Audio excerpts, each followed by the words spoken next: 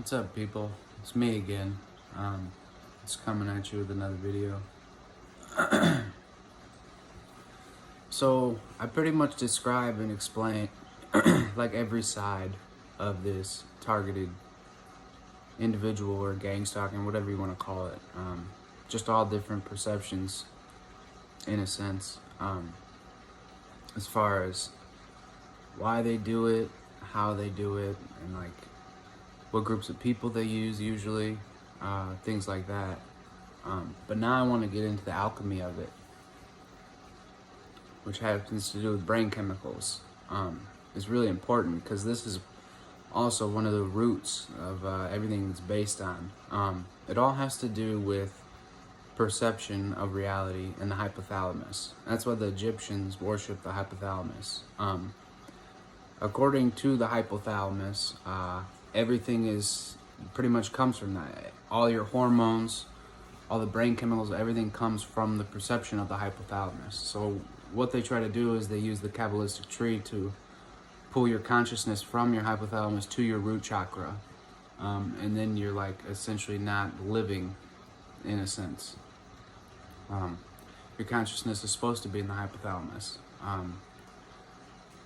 What I'm going to hit on today is something called adrenochrome, which is an oxidated adrenaline, pretty much. What happens is once you have adrenaline and you have a buildup of that, and if you don't use it, it oxidates and it creates something called adrenochrome. Now this adrenochrome is found in lots of people that have schizophrenia, and really this just all goes back to the psychosomatic illness, that there's no mental disease, truly. It's just all through psychology. So that's really what these people are doing. If you pay attention, they're going to usually use sonic, sound, and visio, which is sight. But sound is one of the biggest things that they do use to get your consciousness out of the hypothalamus. And secondhand, what that does though is it creates adrenaline. If there's any type of shock or fear or anything like that, it takes your body out of homeostasis, which therefore means it turns the parasympathetic nervous system off, which means you can't heal or anything like that. And then also what it does is it creates the adrenaline. And then, like I said, eventually the adrenaline, once not used up, turns into adrenochrome. And the adrenochrome is the chemical compound that actually makes people schizophrenic and bipolar and a lot of the other things. So really it's important to transport this adrenochrome out of the body as fast as you can. That's why it's really important for you to exercise, because it can help reduce the amount of adrenaline, and it will create a state of hormesis in your body, so that you don't have to deal with as much cortisol and adrenaline and things of that nature. Cortisol is obviously another one that would happen if your adrenaline goes up. What we really want to do is seek the parasympathetic nervous system on and homeostasis. And a lot of it has to be through secluding yourself away from these psychopaths, in a sense. Because it's literally making people psychotic. And they think that's funny, that's good for them, they like that.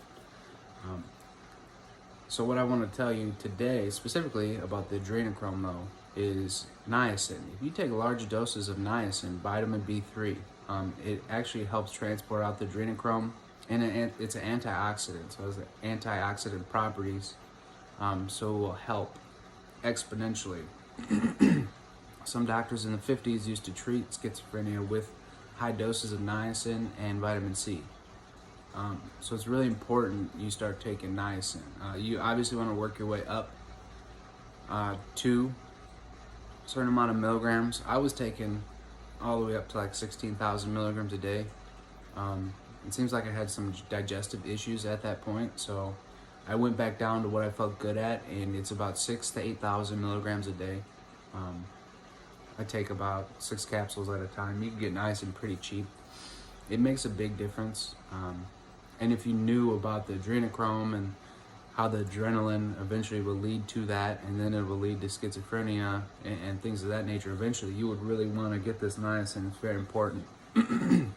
Really the main gist of it is get rid of the adrenaline, so workout, exercise, and then transport the adrenochrome out of your body, out of your blood, because it'll cause problems, cause multiple sclerosis, all this stuff. It all goes back to the adrenochrome, and then the adrenaline, and then the psychology, and the consciousness out of the hypothalamus. So that's the chain effect, in a sense. So it's really important to do that, as well as other antioxidants, because like I said, with the parasympathetic nervous system off, your body's not able to heal. It's not in healing mode, it's not homeostasis, so it's in a fight or flight response continuously when psychology is being used on you. So you really need to get these antioxidants in your body, whether it be lemon juice, oranges, anything like that, vitamin C, in natural foods, and try to stay away from meat and dairy as much as you can.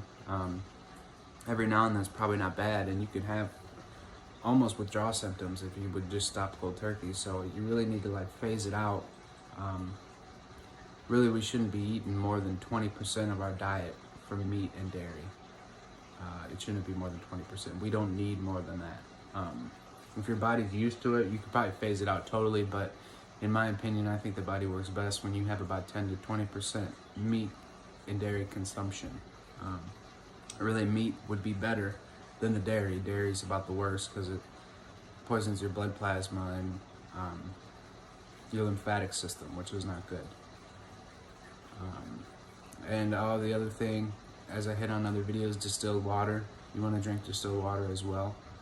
It'll really help reduce the toxins, the toxicity, and help that parasympathetic nervous system turn on.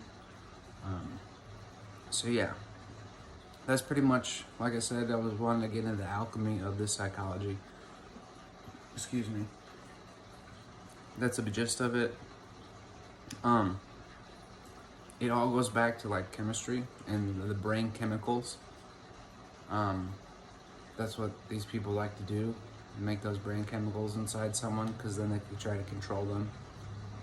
These psychopathic people think it's cool, it's funny to do, but really they don't know they're destroying themselves. That's pretty much it. These people are apathetic. Their tone is the lowest on the scale, and they don't have any empathy. There's something wrong with their brains. Like I said, through torture patterns and toxins and things of that nature. I don't know if there's a cure for those people, I'll be honest with you. I'm not quite sure. I don't think that there is. I think they're condemned, in a sense, to just hell. I mean, it's almost like the demons, like an allegorical kind of thing of demons in the Bible. It's very similar to that. They fight relentlessly, and it's like their home is hell. Like they're tormented and tortured, and they want to justify those feelings to make them feel like they're not crazy, and they make other people feel that way. And that's the only way they can live. So it's really messed up. But yeah, just make sure you get antioxidants in you, get that niacin in you to transport out that adrenochrome, and it'll really make a difference in your life, trust me, and especially with the water. So give it a shot, and you'll see the difference.